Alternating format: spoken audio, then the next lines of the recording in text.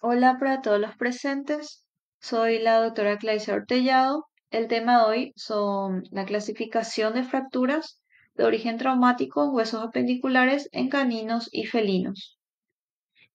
Los objetivos de esta clase son definir qué es una fractura, reconocer fracturas de huesos apendiculares en una placa radiográfica y finalmente identificar y nombrar fracturas traumáticas de huesos apendiculares teniendo en cuenta las clasificaciones. Este sería el orden de la clase de hoy. ¿Qué es una fractura? Es la interrupción de la continuidad del hueso. Las fracturas pueden tener distintas causas y se pueden clasificar según el mecanismo de acción en fracturas patológicas, que son aquellas que se producen como consecuencia de otra enfermedad, como por ejemplo osteopenia, tumores, quistes óseos, osteomielitis.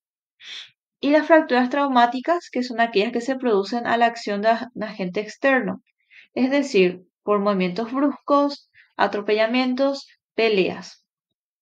Esta clase se va a centrar en las fracturas traumáticas y cómo clasificarlas.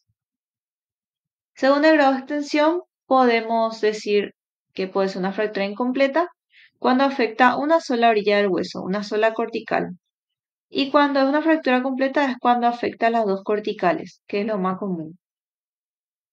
Según el número, tenemos una fractura única cuando vemos una sola fractura, como este ejemplo, y múltiple cuando ya podemos ver la presencia de dos o más huesos, que lo más común es en casos de fractura múltiple de cadera, como este ejemplo, donde hay 1, 2, 3, 4, 5, 6, 7 fracturas en total. Según los fragmentos, si es que existen, tenemos fracturas conminutas, que son varios fragmentos que se comunican en una línea de fractura, como este caso, y las farináceas, que son múltiples fragmentos imposibles de contar y que generalmente ocurren en casos de impacto de bala.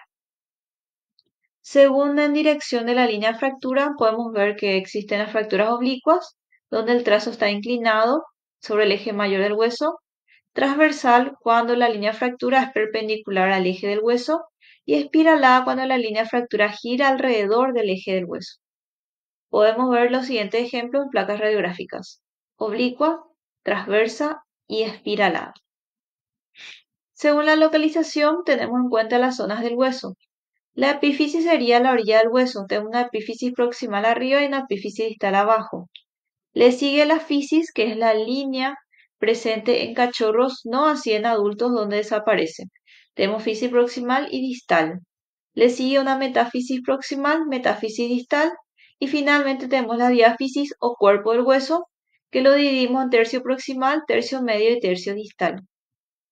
Como lo vemos en el siguiente ejemplo, donde lo dividí con estas líneas azules en epífisis proximal, metáfisis proximal, diáfisis media y diáfisis distal, donde está ubicada la fractura.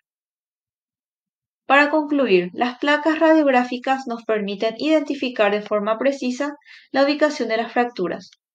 Por esto es importante que el veterinario o veterinaria pueda identificar el nombre del hueso y lado afectado para elaborar una correcta descripción de la fractura. Ahora, a poner en práctica lo aprendido.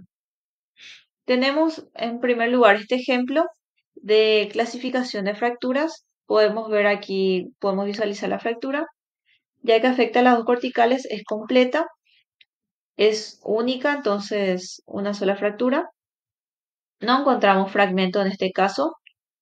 Según la dirección es oblicua por el trazo inclinado y la ubicación está en diáfisis distal, tercio distal. Estamos hablando del fémur del lado derecho.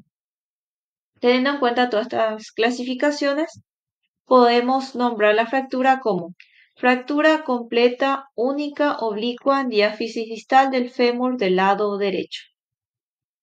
Después les dejo los siguientes ejercicios para fijar mejor los conocimientos adquiridos el día de hoy. Estas son las referencias bibliográficas utilizadas en esta clase. Muchas gracias por su atención.